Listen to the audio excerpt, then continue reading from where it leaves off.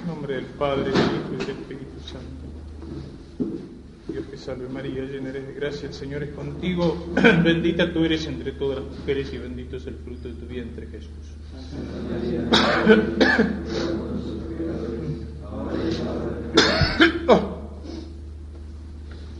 Señalábamos ayer la guerra revolucionaria como una forma particular y moderna que asume la guerra y que crea nuevos problemas, nuevas características, nuevas formas de acción.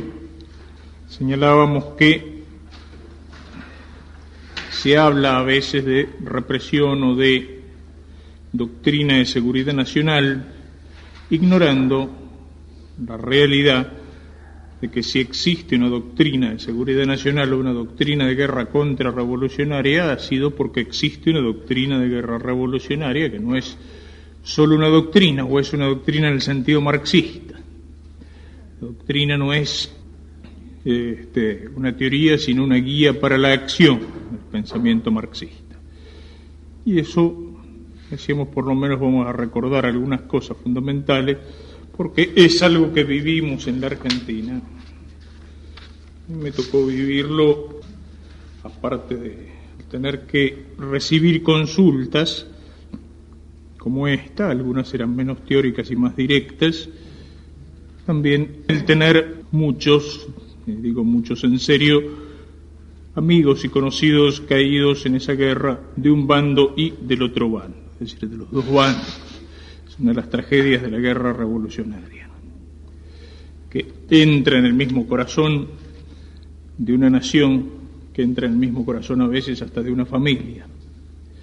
Por eso, en fin, no tiene nada que ver con la clase, pero puede servir como digresión, pensando en todos aquellos argentinos que a lo mejor con buena fe de los dos lados cayeron, algunos por un ideal equivocado.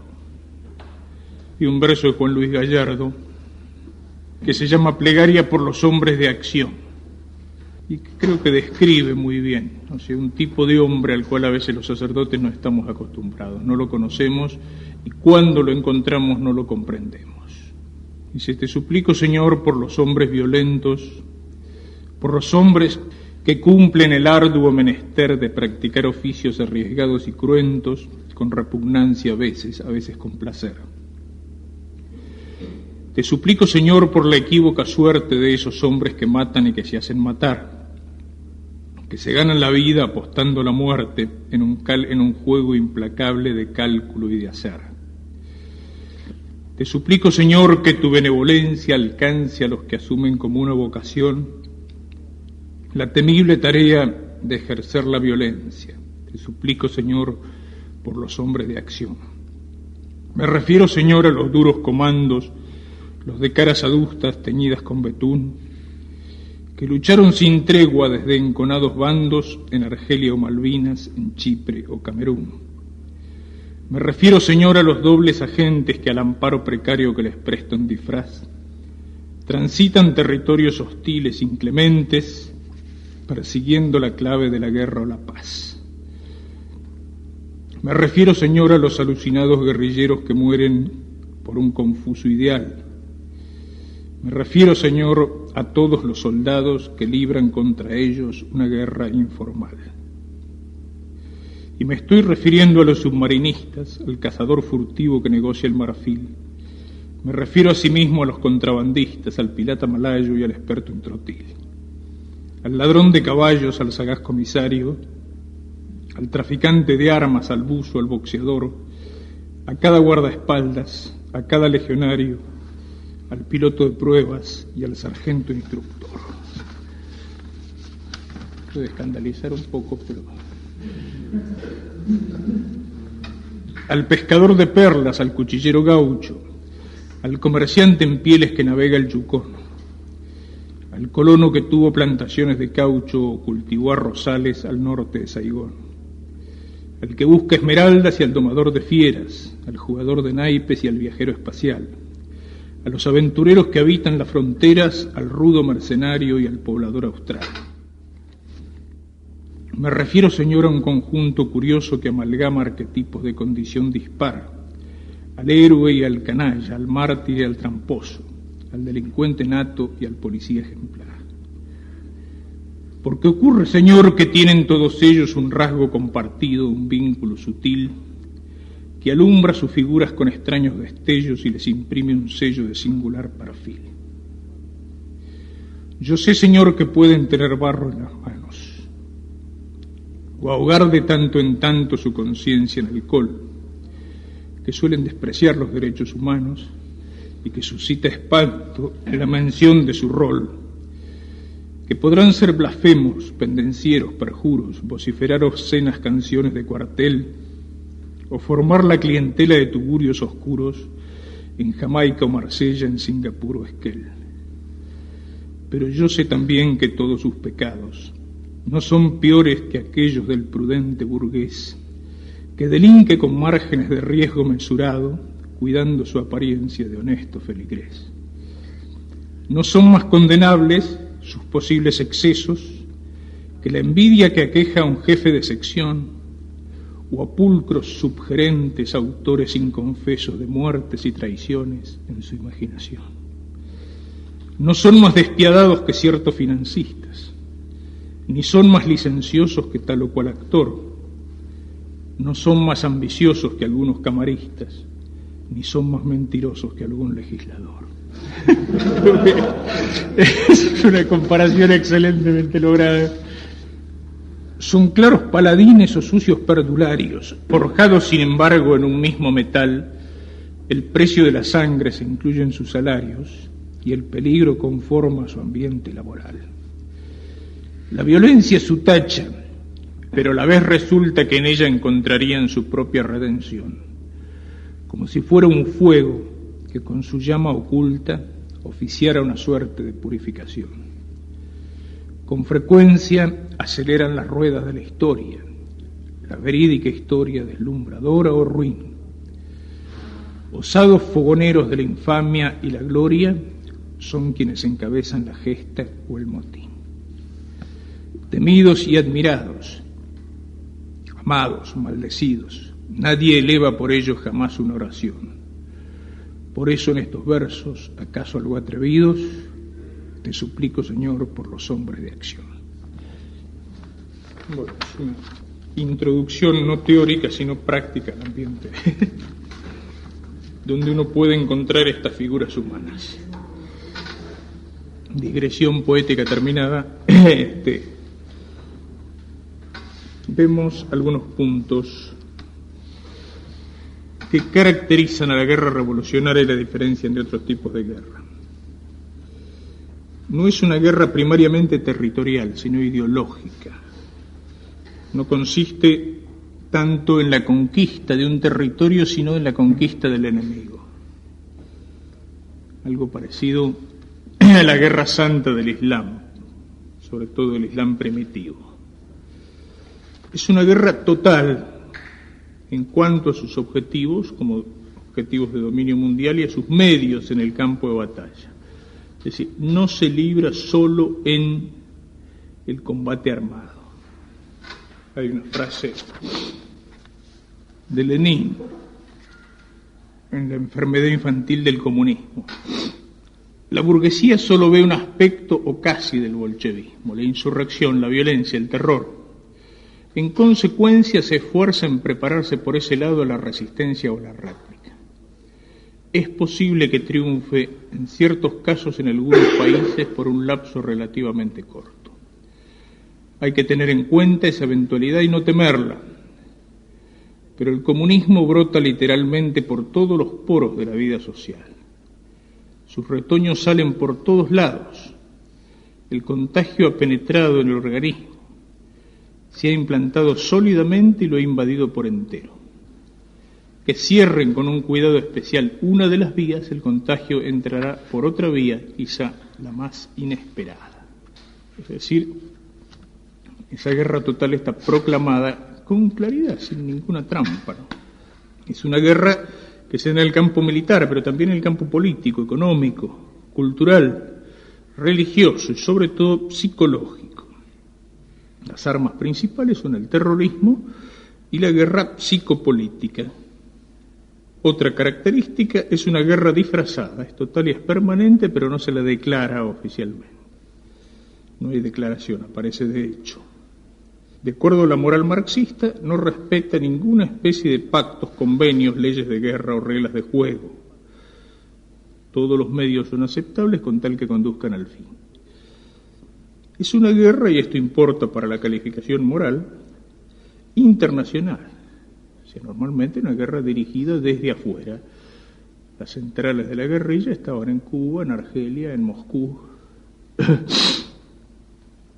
Sin embargo, esos países seguían teniendo buenas relaciones con los países en los cuales la guerra se desarrolla. Ellos no están en guerra, apoyan a los guerrilleros, los arman, los instruyen, pero oficialmente no declaran la guerra. Y al mismo tiempo es una guerra civil o interna. Suele darse dentro del territorio de una nación, se desarrolla en el interior de una comunidad nacional y pretende tomar el poder en esa comunidad. Es decir, revolución, o mejor dicho, sedición desde el orden interno, y es una agresión extranjera desde el orden internacional. Es una guerra permanente, es una revolución permanente, es un término importante. En la descripción de la guerra revolucionaria también se habla, Giap, general vietnamita, de estrategia sin tiempo. Avances y retrocesos tácticos solo se detiene al llenar los objetivos estratégicos, no importa el tiempo, la duración, las pérdidas. Ho Chi Minh empezó a luchar en Vietnam en 1930, hasta tomar el poder en los años 50 o 60. Mao Zedong en China también combatió durante 12 años. Los textos marxistas, ya hemos dicho, Lenin, solo la consigna de transformar la guerra imperialista en guerra civil expresa correctamente nuestra tarea. Es decir, las guerras nacionales ya no van más. Defender la patria, la nación no va más. Hay que transformar la guerra en guerra civil, es decir, en lucha de clases. Y decíamos que esa es la ayuda que le prestan a los marxistas, los teólogos de la liberación y los moralistas que les hacen juego en los manuales. Condenan la guerra, toda guerra, la pena de muerte, el servicio militar, pero después defienden la violencia revolucionaria. Es decir, transforman las guerras nacionales que han condenado en guerra civil, respondiendo a la consigna de Lenin. Lenin: la dictadura del proletariado es una lucha porfiada, sangrienta y no sangrienta, violenta y pacífica, militar y económica, pedagógica y administrativa contra las fuerzas y las tradiciones de la vieja sociedad. Eso es lo que aquí no llegaron a entender nunca del todo los liberales del proceso, y los militares, y muchos los militares que combatieron contra. Veían la subversión donde explotaba una bomba, donde había un grupo guerrillero que empezaba a actuar. Combatieron esa violencia, pero ¿qué hicieron? Ganaron en el plano militar, pero arrancaron los yuyos, los cortaron los yuyos sin arrancarlos de raíz. La perdieron en el plano político, en el plano de la cultura, en el plano de la economía. Me decía un oficial una vez, me decía, yo he matado gente y ahora no sé para qué. Le digo, pero usted no estaba convencido del marxismo. Sí, no, dice, eso sí, nunca quise que mi patria fuera marxista. Dice, pero yo no salí a pelear para defender los intereses de Martínez de Oz.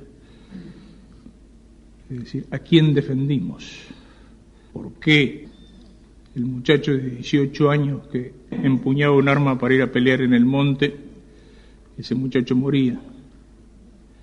Pero en cambio quedaba vivo el político, el periodista, el cura tercermundista a veces, el que a ese muchacho le había hecho la cabeza y lo había mandado a pelear al monte. Ese muchacho era mucho mejor que todos los intelectuales. Pero ese muchacho está muerto y el señor Jacobo Timerman está vivo, porque cuando los militares intentaron tocarlo con un dedo, se movilizaron intereses internacionales para defenderlo y para salvar el cuero. Es una guerra psicológica. Mao Zedong le escribe a Ferhat Abbas en Argelia: este es el único modo para desorganizar el aparato de guerra del adversario, es haciendo dudar al soldado enemigo de lo bien fundado de su causa, y a los descarriados de la oportunidad de su opción, que uno pone de su parte todas las posibilidades de éxito. Por eso no basta actualmente que un ejército sea profesional, en lo cual insisten tantos militares imbéciles desde hace tantos años. Vamos a ser buenos profesionales, es decir, saber hacer las cosas en la guerra. Tiene que tener también bien claro por qué pelea, contra quién y qué es lo que defiende. Y muchas de las macanas que hicieron les hicieron por no saber eso. Lenin: dentro de 50 años los ejércitos no tendrán mucho sentido, pues nosotros habremos podrido suficientemente a nuestros enemigos antes de que estalle el conflicto, como para que el aparato militar de que disponen no pueda ser utilizado a la hora de la necesidad. Algunos autores, sobre todo franceses, que han estudiado el tema, Jacques Renier, La guerra total: el mundo está hoy dividido en ciudadelas ideológicas, aparentemente irreductibles. Toda guerra es el efecto de su oposición. El resultado de esto es impedir que ella pueda ser conducida sin la movilización de las fuerzas posibles, materiales, culturales, morales, espirituales. Ya no se trata de conquistar un territorio para someter a la población, sino de conquistar ideológicamente a una población para que ella misma entregue su territorio. Pierre Simon, L'Armée et l'Université. En los conflictos recientes, y más aún en los que virtualmente se perfilan, lo que está en juego no es más la integridad de la nación como territorio potencia. Nos quitan un pedazo de territorio, las Malvinas. Es su existencia misma. Son los principios de la estructura económica social, los valores de conciencia que fundan su civilización. No está, por tanto, el enemigo formado en batallones sobre un frente de batalla, cuanto encerrado en el caballo de Troya, en el corazón de la ciudad, más aún, habiéndose transformado la guerra entre naciones en una guerra civil generalizada que hace estallar a cada uno en fragmentos opuestos. El enemigo está en el hogar de la conciencia nacional, y a veces la conciencia dividida de cada ciudadano. Etienne Born, L'Armée et la Nation. El ejército sabe siempre por experiencia vivida, como lo había previsto Nietzsche, las guerras del siglo XX son en el fondo guerras de religión, que ponen en juego concepciones totales del hombre y del mundo, que para ganarlas es necesario movilizar los espíritus al mismo tiempo que los cuerpos. Desde luego, las técnicas de acción psicológica entran en el arsenal que el ejército estará tentado de formarse por sí mismo si la nación no se lo provee. Armas de espíritu que suponen evidentemente una imagen de la patria, una visión política mundial, una idea del hombre. Ahora bien, esto significa alejarse a paso acelerado de una neutralidad política decididamente imposible. El coronel Roger Trinquier, que es uno de los hombres que más conoce el tema y tiene algunos libros escritos, sobre todo la guerra moderna, combatiente en Indochina y Argelia, prisionero, y un tipo que supo sacar conclusiones. En la guerra moderna el enemigo no es tan fácil de identificar. No hay frontera física que separe los dos campos. La línea que marca la diferencia entre el amigo y el enemigo puede encontrarse muchas veces en el corazón de la nación, en la misma ciudad donde se reside, en el mismo círculo de amigos donde uno se mueve, quizá dentro de la propia familia. Recuerden que más de una vez hubo personajes que sufrieron atentados por parte de familiares muy cercanos. Es más bien una línea ideológica que tiene que ser perfectamente bien descubierta si queremos determinar pronto quiénes son en realidad nuestros adversarios y a quiénes tenemos que derrotar. El libro de Bernard Schölgen, Problemas morales de nuestro tiempo. Hoy día, en una época de guerra de ideologías, no se combate en primer lugar por el poder o por posesiones territoriales, por el esplendor y la magnificencia de una dinastía. Tales objetivos nos chocan y nos suenan a historias o cuentos de hadas. Hoy no se trata ya como estadio preparatorio de la dominación mundial, ¿de qué grupo de hombres llegarán al trono de la omnipotencia terrena?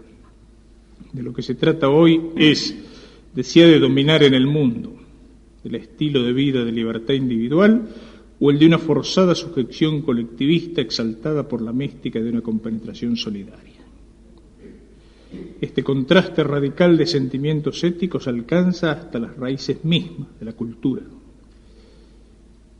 dando a las actuales tensiones esa que podríamos llamar seriedad sangrienta que tanto nos estremece.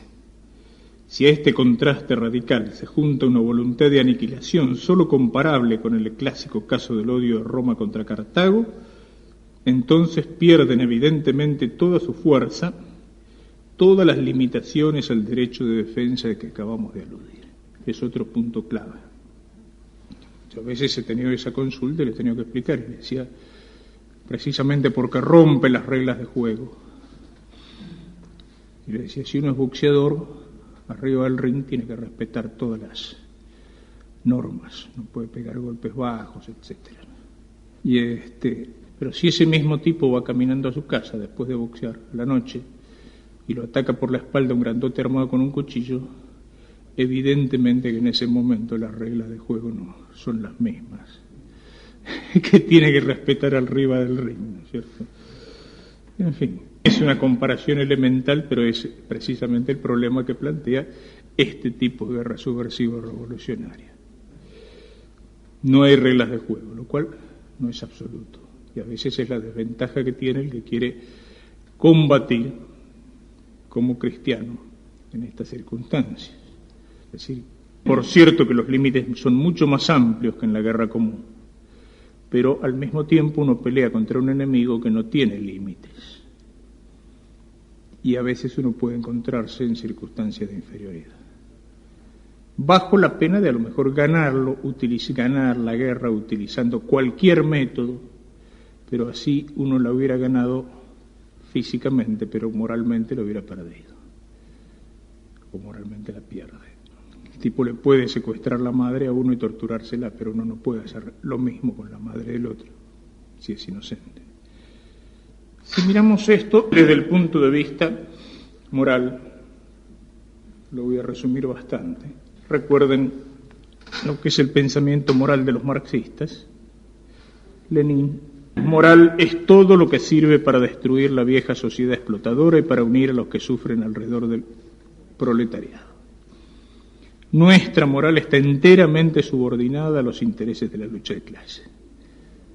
Mao Zedong: todas las guerras de la historia se dividen en dos categorías, las guerras justas y las guerras injustas. Todas las guerras contrarrevolucionarias son injustas, todas las guerras revolucionarias son justas. Es decir, es bueno lo que nos ayuda a llegar al fin. Simplemente para tener en cuenta la mentalidad marxista. ¿Cuál es la licitud de la guerra? Porque esa es otra de las cosas que hay que tener en cuenta aquí. Aquí en Argentina existió una guerra, no fue solo una persecución, una represión.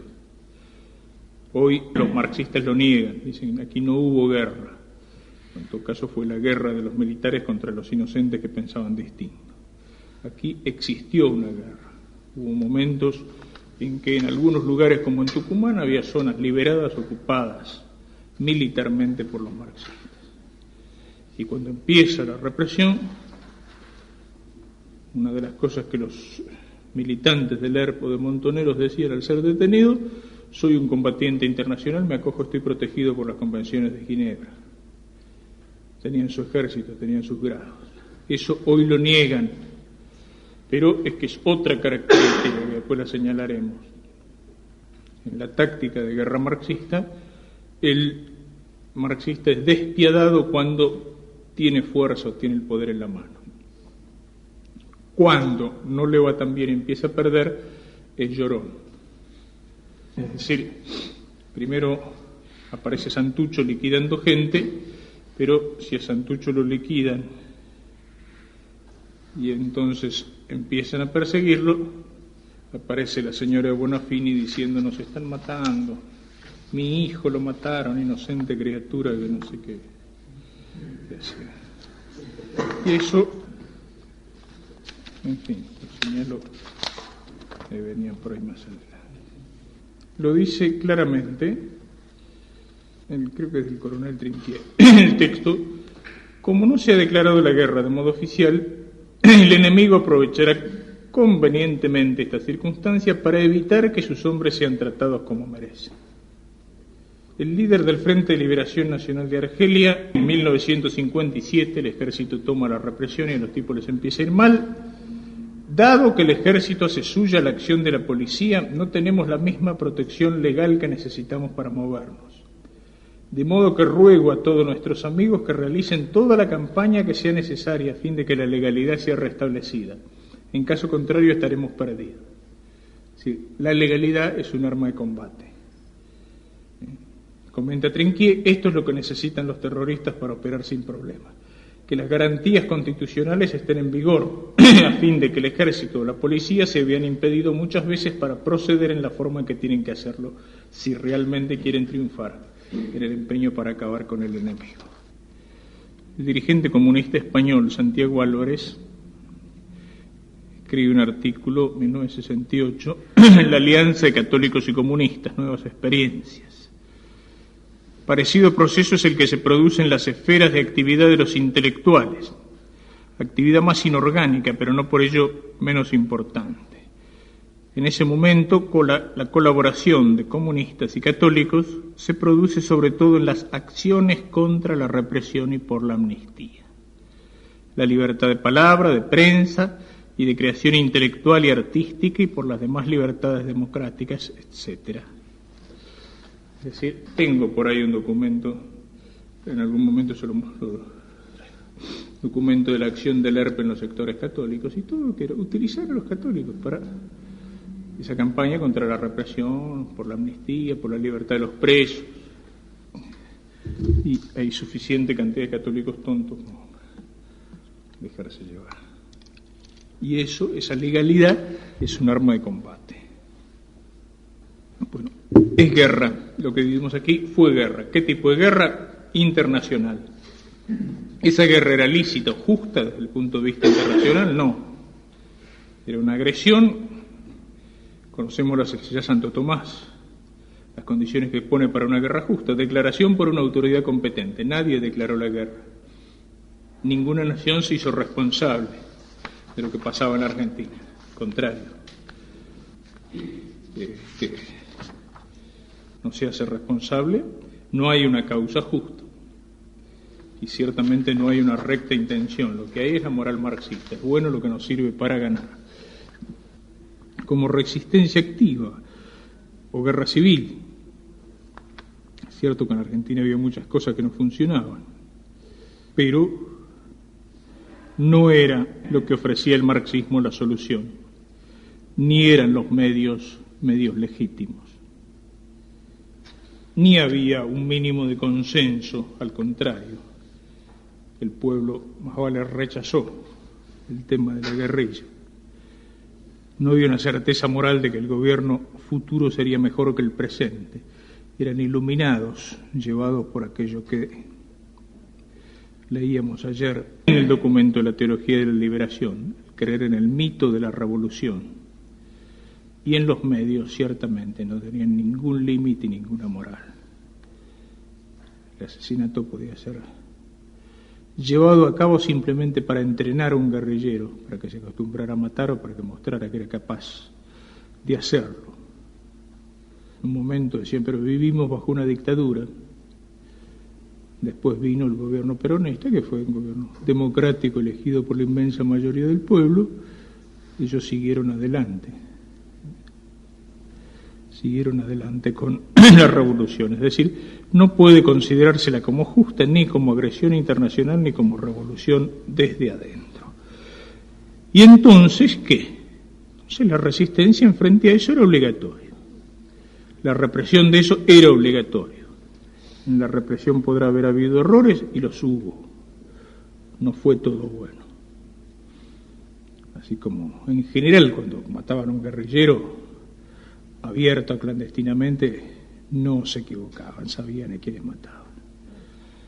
Pero también fue frecuente el eliminar sindicalistas que eran delegados de fábrica, de que habían sido denunciados a algún grupito de las Fuerzas Armadas o de la policía por patrones enquistados en el gobierno, a los cuales les molestaba ese activista, que habitualmente eran justicialistas.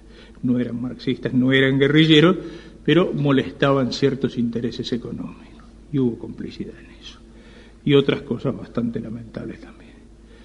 A pesar de eso, creo que la guerra fue justa, con errores, grandes errores, pero fue justa. La comunidad de las naciones, decía Pío XII, debe ponerse en guardia contra criminales sin conciencia, que para la realización de sus planes ambiciosos no tienen reparo en desencadenar una guerra total. Por tanto, los otros pueblos, si quieren proteger su existencia y sus preciados bienes, y no permitir que malhechores internacionales hagan lo que se les antoje, deben prepararse, quieran o no, para el día en que tengan necesidad de defenderse. Ni siquiera en nuestros días se puede negar a los Estados este derecho de defensa. Pío XII, el Sexto Congreso Internacional de Derecho Penal, 1953. Primera Macabeos 3:59. Más vale para nosotros morir combatiendo que contemplar las calamidades de nuestra nación y del santuario. Es decir, la guerra contra la subversión de suyo es una guerra justa. Ahora veremos, para ir redondeando, qué es lo que puede ser lícito o no en esa guerra